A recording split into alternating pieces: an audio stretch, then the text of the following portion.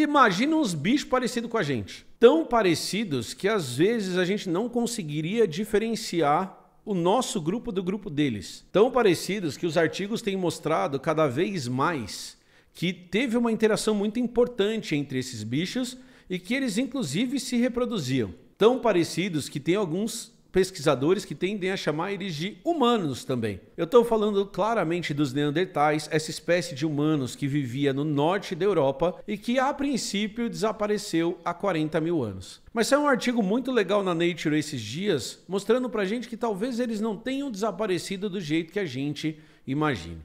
Eu sou Emílio Garcia, você está aqui no Globalogia e essa é a minha terceira tentativa de gravar esse maldito desse vídeo. Agora vai, tá? Não esquece de deixar seu like e se inscrever no canal.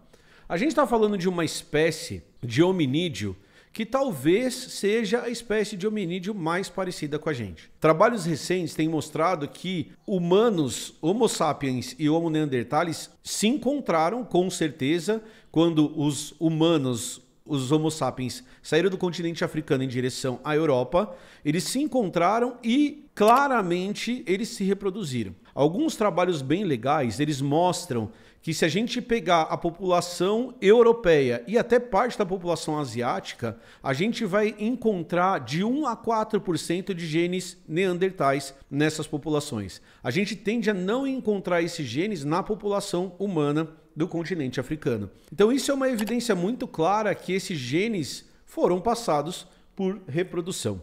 E o que a gente sabe também é que os neandertais, depois desse encontro, eles começaram a diminuir de população até um ponto em que a gente para de encontrar crânios, para de encontrar evidências diretas dessa espécie. E tem vários trabalhos, várias hipóteses que tentam explicar isso. Por exemplo, tem uma hipótese que diz que o aquecimento do planeta, o aquecimento de onde esses bichos viviam, e aqui a gente vai chamar esses humanos de bichos porque nós somos bichos também. Então aqui a gente fala de biologia, a gente não faz essa distinção entre o que é bicho ou não. Então que o aquecimento do ambiente pode ter influenciado em animais que eram mais preparados para viver num ambiente mais frio. E que essa mudança forçou a curva de tolerância dos neandertais e eles acabaram diminuindo em população até desaparecerem com o passar do tempo. Uma outra hipótese bem interessante, ela mostra que os humanos africanos, os seres humanos, os Homo sapiens africanos, eles tinham algumas características que fizeram com que eles fossem competitivamente mais eficientes do que os neandertais e que essa competição por recurso, por espaço, não necessariamente uma competição agonística, uma competição de briga, apesar que isso pode ter acontecido, mas uma competição mais indireta por recurso pode ter se somado a essa pressão ambiental para fazer essa espécie desaparecer. E isso é uma outra coisa bem legal desses trabalhos, é que nenhum trabalho vai discutir, não, a minha hipótese é melhor que a sua, ou a minha hipótese ganha da sua. O que esses trabalhos estão fazendo é levantando possibilidades, e essas possibilidades elas se somam para explicar o que aconteceu com os neandertais. E aí saiu no Scientific Reports da Nature um artigo muito interessante que diz que, na verdade, os neandertais eles podem nem ter desaparecido de verdade, no sentido de que eles foram extintos diretamente.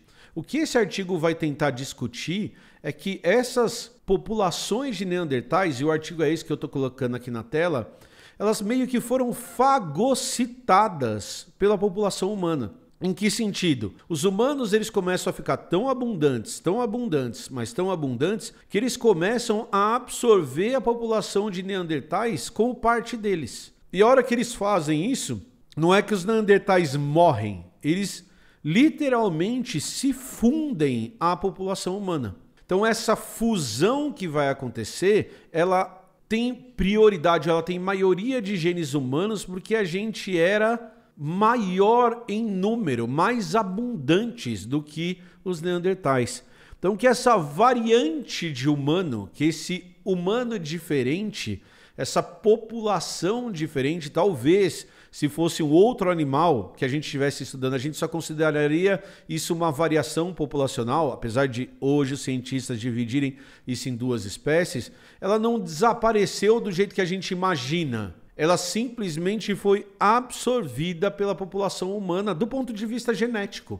porque a população humana era mais abundante, porque a população humana tinha uma taxa de reprodução maior e porque sim, a população de Neandertais estava diminuindo, muito provavelmente por causa de outros fatores como a competição e o clima. Então é muito legal a gente perceber que os caras conseguem criar um modelo matemático que leva essa absorção em consideração e que traz a gente para o dia de hoje em que eu encontro populações com variação de 1 a 4% desse gene Neandertal.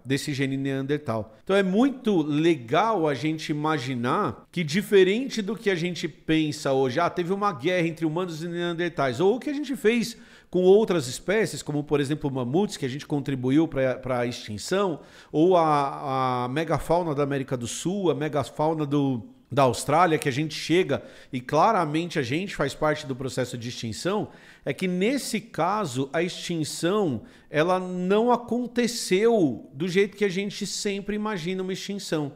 Ela talvez tenha um fator extra, que é um fator de absorção. E que provavelmente a gente, como humanos, não percebia tanto a diferença para os neandertais quanto a gente tende a imaginar. Então, que a hora que a gente colocava todo mundo ali no bololô, meio que todo mundo era a gente. Era uma gente um pouquinho diferente, mas até aí todo mundo é meio que diferente no mundo que a gente vive hoje. Então, que essa absorção aconteceu porque as diferenças que a gente imagina que existiam, elas não eram tão relevantes quanto a gente imagina hoje. Talvez elas não existissem tanto quanto a gente imagina hoje. Porque se a gente, por exemplo, pegar o nosso maxilar e comparar com um hominídeo, um ser humano, na verdade, que vive de caça e coleta, nosso maxilar tende a ser menor e menos musculoso porque a gente come comida muito mole. Então, que a hora que a gente tem essa musculatura mais desenvolvida, a hora que a gente tem mais essas marcas do ambiente que a gente vive,